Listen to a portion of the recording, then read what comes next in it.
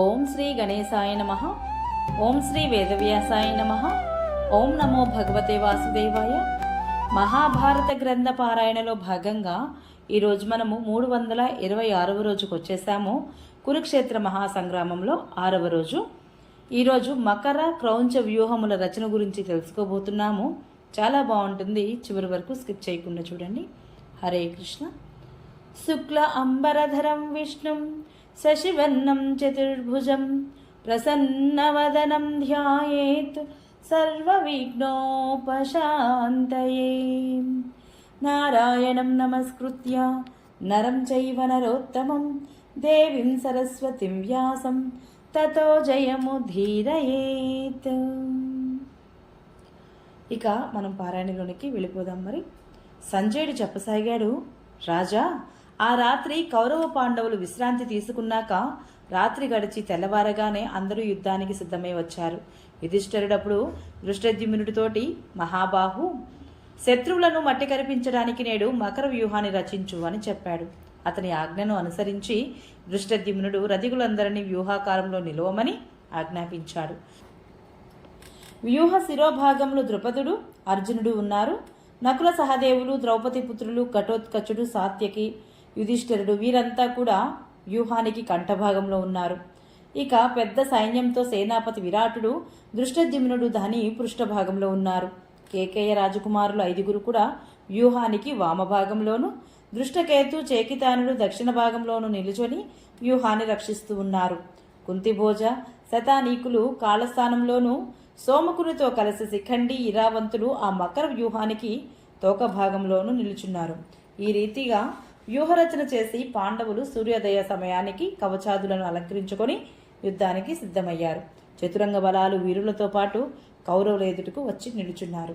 రాజా, పాండవుల వ్యూహరచనను చూసి భీష్ముడు దానిని ఎదిరించడానికి అతిపెద్ద క్రౌంచ వ్యూహాన్ని నిర్మించాడు. దాని ముక్కు స్థానంలో మహాధనుర్ధనుడు అయినటువంటి ద్రోణాచార్యుడు విరాజిల్లుతున్నాడు.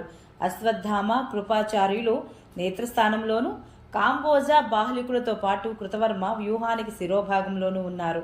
సూరసేనుడు ఇంకా అనేక రాజులతో కలిసి దుర్యోధనుడు కంఠస్థానంలోను, మద్ర, సౌవీర, కేకేయులతో కలిసి ప్రాగ్జ్యోతిషపుర రాజు వృక్షస్థానంలోనూ నిల్చున్నాడు.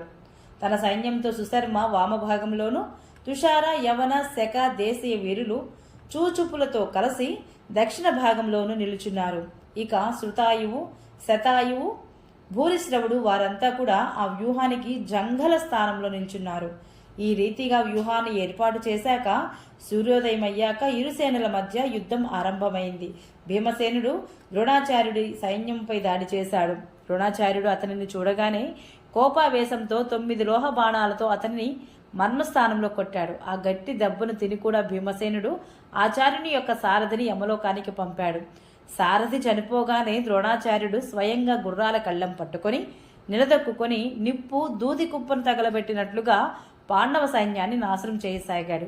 ఒకవైపు నుండి భీష్ముడు కూడా చంపడం మొదలుపెట్టాడు. ఆ 2 వీరుల దెబ్బకు సృంజయ, కేకేయ వీరులు పారిపోయారు. ఇదే రీతిగా భీమార్జునుడు కూడా మీ సైన్యాన్ని సంహరించడం మొదలుపెట్టారు. వారి దెబ్బలకు శరీరాలు శిథిలమైపోయి కౌరవపక్ష యోధులు మూర్ఛపోయారు.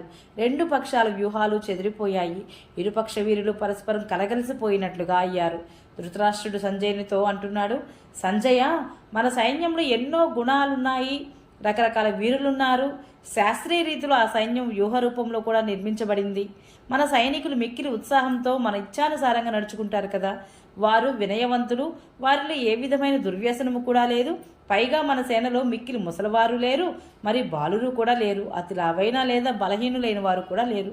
అందరూ పనులు చేయడంలో చురుకైన వారే కదా, రోగం లేనివారు.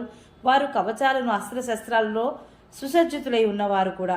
శస్త్రాలు కూడా వారు తగినంతగా నేర్చిన వారే. ప్రాయికంగా అందరూ కత్తి తిప్పడంలోనూ, కుస్తీ పట్టడంలోనూ, గదా యుద్ధంలో కూడా ప్రవీణులే.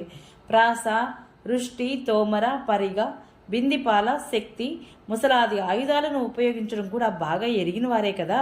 వారి రక్షణ భారం కూడా లోకంలో గౌరవంగా చూడబడే క్షత్రియుల చేతులలోనే ఉంది. వారు తమ ఇష్టానుసారంగానే తమ సేవకులతో సహితంగా మనకు సహాయపడడానికి వచ్చారు కూడా. ద్రోణాచార్యుడు, భీష్ముడు, కృతవర్మ, కృపాచార్యుడు, దుశ్శాసనుడు, జయద్రథుడు, భగదత్తుడు, వికర్ణుడు, అశ్వత్థామ, శకుని, బాహ్లికుడు మొదలైన మహావీరులతో మన సేన సురక్షితంగా ఉంది. అయినా కూడా అది సంహరింపబడుతూ ఉందంటే దానికి మన పురాకృత ప్రారంధమే కారణము. ఇంతకు మునుపు ఉన్న మనుష్యులు, ప్రాచీన ఋషులు కూడా ఇంత పెద్ద ఎత్తున యుద్ధ ప్రయత్నం చూసి ఉండరు. విదురుడు నిత్యం మేలు లాభం కలిగే మాటలే నాతో చెప్పేవాడు.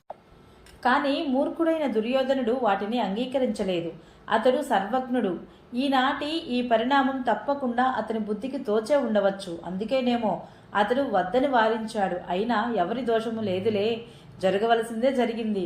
బ్రహ్మదేవుడు మొదట ఏది వ్రాశాడో అలాగే జరుగుతుంది, దానిని ఎవరూ మార్చలేరు అని చెప్పి వాపోయాడు ధృతరాష్ట్రుడు. అప్పుడు సంజయుడు అంటున్నాడు, రాజా, మీరు చేసిన తప్పు కారణంగానే మీరు ఈ దుస్థితిని ఎదుర్కోవలసి వచ్చింది. మొదట్లో జూదం జరగడానికి, ఇప్పుడు పాండవులతో యుద్ధం మొదలు కావడానికి ఈ రెండింటిలోనూ మీదే తప్పు. ఈ లోకంలో గాని పరలోకంలో గాని మనుష్యుడు తాను చేసిన పనులను స్వయంగానే అనుభవించి తీరాలి. మీకు కూడా కర్మానుసారంగానే తగిన ఈ ఫలితం లభించింది. ఈ ఆపదను ధైర్యంతో భరించండి. ఇక మిగిలిన యుద్ధ వృత్తాంతాన్ని సావధానంగా ఆలకించండి అన్నాడు. భీమసేనుడు వాడి బాణాలతో మీ సేనా వ్యూహాన్ని భగ్నం చేసి దుర్యోధనుడి తమ్ముల దగ్గరకు చేరుకున్నాడు. భీష్ముడు ఆ సైన్యాన్ని అన్ని వైపుల నుండి రక్షిస్తూనే ఉన్నప్పటికీ కూడా దుశ్శాసనుడు, దుర్విషహుడు, దుస్సహుడు, దుర్మధుడు, జయుడు, జయత్సేనుడు, వికర్ణుడు, చిత్రసేనుడు, సుదర్శనుడు, చారుచిత్రుడు, సువర్ముడు, దుష్కర్ణుడు, కర్ణుడు మొదలైన మీ పుత్రులను అక్కడకు దగ్గరలోనే ఉండడం చూసి భీముడు ఆ మహాసేనలోనికి చొచ్చుకొని పోయి ఏనుగులపై, గుర్రాలపై, రథాలపై అధిష్ఠించిన కౌరవ పక్షంలోని ప్రధాన వీరులను సంహరించాడు. కౌరవులు అతనిని బంధించాలని అనుకున్నారు. వారి ఆ నిశ్చయము భీమసేనుడికి తెలిసింది. అప్పుడు అతడు అక్కడ ఉన్న తన పుత్రులను చంపాలని ఆలోచన చేశాడు. అంతే, అతడు గద ఎత్తి రథం వదిలిపెట్టి మహాసాగరం వంటి ఆ సేనలోనికి దూకి దానిని సంహరించసాగాడు భీమసేనుడు. అప్పుడే దృష్టద్యుమ్నుడు భీమసేనుడి రథం వద్దకు వచ్చాడు. రథం ఖాళీగా ఉండడము, కేవలం భీమసేనుడి సారథి విశోకుడు మాత్రమే అక్కడ ఉండడం చూశాడు. దృష్టద్యుమ్నుడికి మనసులోనే ఆందోళన కలిగింది. అతని ధైర్యము సడలిపోయింది. కన్నుల వెంట నీరు ఉబికి వచ్చింది. గట్టిగా శ్వాస తీసుకుంటూ గద్గద కంఠంతో, విశోక, నాకు ప్రాణాధికుడు అయిన భీమసేనుడు ఏడి అని అడిగాడు. అప్పుడు విశోకుడు చేతులు జోడించి, నన్ను ఇక్కడే నిలబెట్టి వారు ఈ సైన్య సాగరంలోనికి చొచ్చుకుపోయారు. వెళ్ళేటప్పుడు నాతో, ఓ సూతుడా, నీవు కొద్దిసేపు గుర్రాలను నిలిపి ఇక్కడే నా కోసం ఎదురుచూడు. వీళ్ళు నన్ను వధించడానికి సిద్ధపడుతున్నారు. వీరిని నేను ఇప్పుడే చంపుతాను అని మాత్రమే చెప్పి వెళ్ళిపోయాడు అని విశోకుడు వివరించాడు. అనంతరం సంపూర్ణ సేన లోపల భీమసేనుడు గదను పట్టుకుని వేగంగా తిరగడం చూసి దృష్టద్యుమ్నుడికి చాలా ఆనందం కలిగింది. అప్పుడు అతడు విశోకునితో, మహాబలవంతుడైన భీమసేనుడు నాకు చెలికాడు, బంధువు కూడా.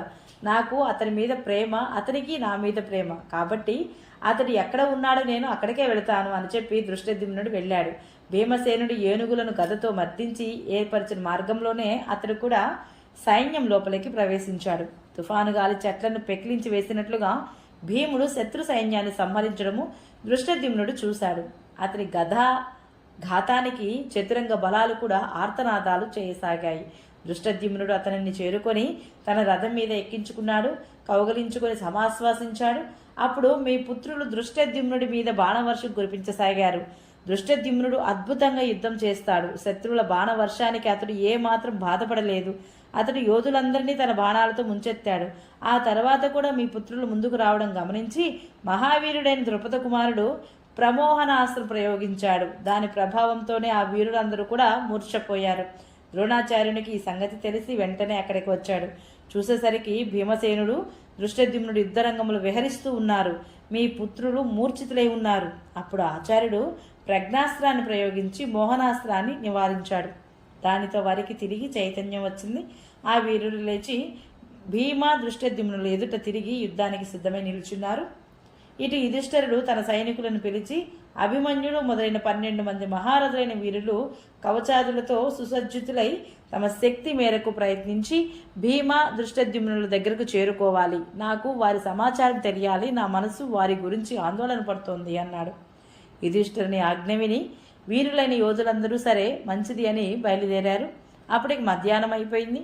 దృష్టకేతువు, ద్రౌపది పుత్రులు, కేకయ్య వీరులు, అభిమన్యుడు ముందుగా నడువగా పెద్ద సైన్యంతో వెళ్లారు. వారు సూచీముఖమనే వ్యూహాన్ని పన్ని కౌరవ సేనను ఛేదించి లోపలకు ప్రవేశించారు. అంతకు ముందే కౌరవ వీరులను భీమసేనుడు దృష్టద్యుమ్నుడు భయభ్రాంతులను చేసి మూర్ఛ పొందించారు కనుక వారు వీరిని అడ్డగించలేకపోయారు.